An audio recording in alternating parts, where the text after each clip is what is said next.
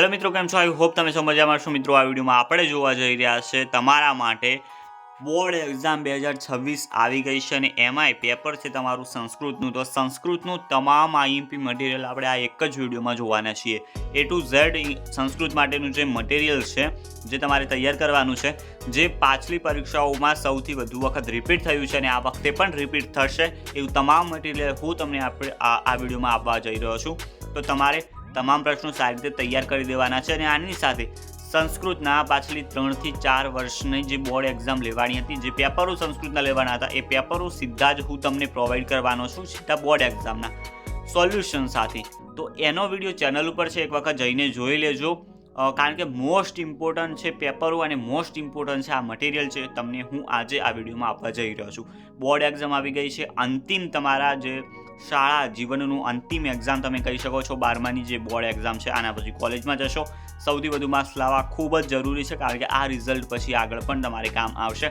એ વાતનું ધ્યાન રાખજો. તૈયારી તમારે જે છે તમામ પ્રશ્નો કરવાની છે, જે પણ હું તમને અહીંયા પ્રોવાઈડ કરવા જઈ રહ્યો છું. ચેનલ ઉપર હરતા ફરતા આવી ગયા હશો પહેલી વખત, તો સબસ્ક્રાઈબ કરી વિડીયો લાઈક કરી દેજો, કારણ કે 20,000 મિત્રોનો આપણી સાથે સહકાર છે અને એ સહકારનો ભરોસો આજે આ ચેનલ છે. તો એક વખત ચેનલ સબસ્ક્રાઈબ કરી દો અને ચાલો આપણે ગુજરાતી પ્રશ્નોથી શરૂઆત કરી લઈએ. પહેલાં ગુજરાતી પ્રશ્નો આઈએમપી છે. પહેલો તો છે અપ્રચિતા કોણ છે, તમારે તૈયાર કરવાનો છે પ્રશ્ન. પછી કેવો પુરુષ અલ્પાયુ બને છે, હોટપિકમાં મૂક્યો છે, પૂછાઈ શકે છે. અધર્મથી વર્તનાર પુરુષની છેલ્લે શી ગતિ થાય છે, મોસ્ટ ઇમ્પોર્ટન્ટ પ્રશ્ન. સટ લોકો ભોળા લોકોને કેવી રીતે હની નાખે છે, આ પણ ઇમ્પોર્ટન્ટ પ્રશ્ન છે, પૂછાય છે ઘણી વખત. યક્ષ બધા ભાઈઓને શા માટે જીવિત કરે છે. ભૂમિથી ભારે અને આકાશથી ઊંચો કોણ છે, કુંભકર્ણ કોણ હતો, વૈદ્યની જરૂર ક્યારે રહેતી નથી, આ પણ હોટપિકમાં મૂક્યો છે. હાથી અને કૂતરા વચ્ચે શું ભેદ છે, ઘણી વખત પૂછાય છે. શિક્ષકનું કાર્ય શું છે, એ તૈયાર કરવાનો છે. કર્ણની દાન ક્ષમતાને કવિ કેવી રીતે વર્ણવે છે, આ તમારે વર્ણવાનું રહેશે. હવે પાઠના પ્રશ્નો જે છે, પાઠ તમારે છે ઓલા ઉપરના શ્લોકો હતા એનું હતું. હવે પાઠ તમે જોઈ શકો છો. દ વર્ણના માધ્યમથી કયા ગુણોનો ઉપદેશ કરવામાં આવ્યો છે. દ ઇતિ પાઠ કયા ઉપનિષદમાંથી લેવામાં આવ્યો છે. કંકણ અષ્ટમ તો લોભેન પાઠમાંથી મળતો બોધ તમારા શબ્દોમાં લખવાનો છે. સંશયની બાબતમાં મુસાફિર શું વિચારે છે, હોટપિકમાં મૂક્યો છે. રામ સુગ્રીવ કઈ બાબતે સમદુખિયા છે. પુરુષાર્થ કેટલા છે, કયા. મહર્ષિ દયાનંદે શાનો ઉપદેશ આપ્યો છે. દયાનંદે સંન્યાસની દીક્ષા કોની પાસે લીધી અને કયા સ્થળ ઉપર. મંત્રીએ ત્રીજી પુત્રીમાં કઈ વિશેષતા જોઈ. વનલતાઓ અને પાદપો દ્વારા આશ્રમમાં શું થતું હતું. વસુ સંકીર્તનનો આશય શું છે. વિદૂષકના મતે ચારુદત્તના ઘરે વસંત સેના શા માટે આવી રહી છે. પુસ્તકને ક્યારે સંતોષ થતો નથી. વિદ્યાર્થી અને પુસ્તકનો સંબંધ કેવો કલ્પ્યો છે અને બધા જ ગુણો કોને અનુસરે છે. 15 પ્રશ્નો આના છે અને ઉપર શ્લોકોના પ્રશ્નો હતા એ અલગ છે 11. તો તમામ તૈયાર કરી દેવાના છે. એક માર્ક્સના પ્રશ્નો છે, વાંચતા વાર નહીં લાગે. હવે મોસ્ટ ઇમ્પોર્ટન્ટ આવે છે, એ છે આઈએમપી સમીક્ષાત્મક નોંધ, જેમાં પહેલું છે વેદાભ્યાસ હિ પંચધા. ઓકે, એટલે કે વેદાભ્યાસના 5 સોપાનો. માર્ચ 2018 અને માર્ચ 2019માં પૂછાઈ ગયેલો છે અને મોસ્ટ ઇમ્પોર્ટન્ટ છે. જ્ઞાનની પ્રાપ્તિના સાધન તરીકે ગુરુ વર્ણવાના તમારે રહેશે. દ્રૌપદીની મનોવ્યથા, દ્રૌપદીનો યુધિષ્ઠિરને ઉપાલમ અલર્ટ છે એનું, કારણ કે મોસ્ટ ઇમ્પોર્ટન્ટ છે અને આ વખતે પૂછાઈ શકે. યક્ષ યુધિષ્ઠિરનો સંવાદ બહુ ઇમ્પોર્ટન્ટ છે, જોઈ શકો છો, 3 બોર્ડ એક્ઝામમાં પૂછાણો છે. શક્ય અશક્યનો ભેદ તમારે તૈયાર કરવાનો છે. આહાર અને વ્યાયામ મોસ્ટ ઇમ્પોર્ટન્ટ તમે કહી શકો, 3 એક્ઝામમાં પૂછાણો છે પાછલી 3 પરીક્ષાઓમાં, તો તૈયાર કરી દેવાનો રહેશે. પ્રજાપતિનો ઉપદેશ તૈયાર કરવાનો છે. લોકવૃત્તિનું પરિણામ આ પણ હોટપિકમાં આપણે મૂકેલો છે. કઈની નિર્દોષના મિત્રો ઘણી બધી વખત પૂછાઈ શકે છે, આ વખતે પણ તમારી એક્ઝામમાં આ પ્રશ્ન ફૂટી શકે છે. દશરથને પ્રાપ્ત થયેલો શાપ, મહર્ષિ દયાનંદનો ઉપદેશ, પુતલિકા પરીક્ષણ ગદ્યમાંથી મળતો બોધ તમારે લખવાનો છે. આશ્રમ વર્ણનમ પાઠના આધારે આશ્રમ વર્ણન તમારા શબ્દોમાં કરવાનું છે. આ પણ જોઈ શકો છો, 3 એક્ઝામમાં પૂછાઈ ગયેલો છે, તો આ વખતે પણ પૂછાઈ શકે છે. પ્રકૃતિને અશક્ય બનાવતા ચિહ્નો આ પણ હોટપિકમાં મૂકેલો છે, કારણ કે ઇમ્પોર્ટન્ટ છે અને આ વખતે આવી શકે છે, સરપ્રાઇઝ કરી શકે છે. તો એવું નથી કે તમારે આ રીતના જે નિશાન છે એ જ તૈયાર કરવાના છે. આ બધા જ મોસ્ટ ઇમ્પોર્ટન્ટ આપણે લીધેલા છે સમીક્ષાત્મક નોંધ. યાદ રાખજો, કોઈ પણ આ 15માંથી કોઈ પણ સમીક્ષાત્મક નોંધ તમારા પેપરમાં આવી શકે છે. આઈએમપી શ્લોક પૂર્તિ. પહેલું તો છે આચારાથી શરૂ કરીને લક્ષણમ સુધીની જે છે તમારી બુક એક વખત નીકાળી દો હવે અને એમાં ટીક કરતા જવાનું છે. પછી છે યથાનમ મધુથી શરૂ કરી મહત સુધીની, યથા કષ્ટમયોથી શરૂ કરી નામ ધારકા સુધીની. તમારી બુકમાં ટીક કરી દેજો ને તો ભૂલી જશો તમે. દુરાચારોહીથી શરૂ કરી અલ્પાયુ રેવ સુધીની, સર્વમ પરવશમથી શરૂ કરી દુઃખ સુખયો, વેદ સુગ્રામથી શરૂ કરી હિ પંચદા અને આચાર લબ્ધથી શરૂ કરી હંત લક્ષણમ. હવે અહીંયા 7 આપેલી છે મિત્રો, કે 7 અહીંયા આપેલી છે, જોઈ લેજો. તમારી બુકમાં ટીક કરી લેજો.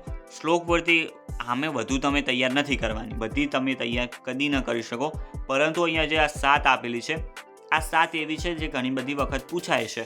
તો તમે આ 7 કડકડાટ તૈયાર કરી દેજો. કંઈ પણ થાય તમારે તૈયાર કરવી પડશે. તો આ 7 જે છે આમાં તૈયાર કરી દેજો. અને એમાંય જે આ છે 1, 2, 3 અને આ સર્વમ પરવશમ 4, આ 4 તો મોસ્ટ આઈએમપી મિત્રો કહી શકો. યથાનમ વાળી મોસ્ટ આઈએમપી છે. તો 7 તમારે મિત્રો તૈયાર તો કરવી પડશે. ઓકે, 7 તૈયાર કરવી પડશે. કોઈ પણ રિપીટ થઈ શકે છે. અને 7 બારે પૂછાય તો આમે તમે અન્ય જે છે શ્લોક પૂર્તિઓ તૈયાર નથી કરી શકવાના. ઓકે, એના નીચે છે વિમણાત્મક નોંધ, જ્યેષ્ઠ બ્રહ્મા, ગોભીર્ગા એવ ગોપતિ, મોસ્ટ ઇમ્પોર્ટન્ટ, યુધિષ્ઠિર, નિદ્રાસનમ યાચતે અને સ્થાણુ. એના નીચે છે સુરતરુ આવશે, દ ઇતિ, સુમંત્ર મિત્રો મોસ્ટ ઇમ્પોર્ટન્ટ પૂછાય છે ઘણી વખત, પ્રદક્ષિણા, ગૃહાશ્રમ, સપ્તપદી એ પણ મોસ્ટ ઇમ્પોર્ટન્ટ છે. સપ્તપદી અથવા પ્રદક્ષિણા ઘણી બધી વખત બંનેમાંથી કોઈ હોય છે. ઓકે, આર્ય સમાજ, સત્યાર્થ પ્રકાશ, યજ્ઞોપવિતમ આ પણ ઇમ્પોર્ટન્ટ છે મિત્રો. યજ્ઞોપવિત વાળી 3 પરીક્ષાઓમાં પૂછાઈ ગયેલી છે. કર્ણસ્ય ચ કવચ કુંડલમ, વ્યાદય અને મેધા. હવે સંદર્ભ સમજૂતી જોઈ શકો છો. પાઠ પણ અહીંયા લખી દીધેલા છે મેં. તન્મે મનઃ શિવ સંકલ્પ મસ્તુ પાઠ નંબર 1 માંથી મળી જશે તમને મિત્રો. અહીંયા હવે હું બધું વાંચતો નથી, પરંતુ અહીંયા પાઠ છે, તમારા પાઠ જલ્દીથી આ કાઢો જે પણ પાઠ લખેલા છે. અને એમાં જે આ ટીક કરવાના છે, જે પણ અહીંયા સંદર્ભ આવેલી છે, એક વખત ટીક કરી દો. 17 સંદર્ભ સમજૂતી આપેલી છે, કારણ કે આ 17 એવી છે જેમાંથી કોઈ પણ સંદર્ભ સમજૂતી તમારે આવી શકે છે. મોસ્ટ ઇમ્પોર્ટન્ટ છે. આના બહાર તમારે તૈયાર કરવાનું રહેશે નહીં, પરંતુ આટલું તો તૈયાર કરવું પડશે. તો પાઠ લખેલા છે, એક વખત જલ્દીથી ટીક કરી દેજો. શ્લોકોના અર્થ વિસ્તાર તમે જોઈ શકો છો, જે ઘણી બધી વખત પૂછાય છે. 1નો 1 કૃષિકાવાળો જે તમારો જે અર્થ વિસ્તાર છે, જે શ્લોક આપેલો છે તમારી બુકમાં, એના ઉપરથી અર્થ વિસ્તાર તમારે બનાવવાના હોય છે. તો જે આ કૃષિકા એ કૃષિમ કૃત્વા ધાન્યમ યશંતી સ્વેચ્છાયા, એ જે છે તમારો શ્લોક, એના ઉપરનો અર્થ વિસ્તાર માર્ચ 2024માં પણ પૂછાવાનો છે, માર્ચ 2022માં, માર્ચ 2018માં, જુલાઈ 2018માં અને મે 2021ની બોર્ડ એક્ઝામમાં પૂછાઈ ગયેલો છે. તો પાછલી 5 પરીક્ષાઓમાં પૂછાણો છે, તમે જોઈ શકો છો, મોસ્ટ ઇમ્પોર્ટન્ટ છે. એના નીચે વ્યાધિનાશેવાળું જે છે એ પણ ઇમ્પોર્ટન્ટ છે, તૈયાર કરી દેવાનો રહેશે.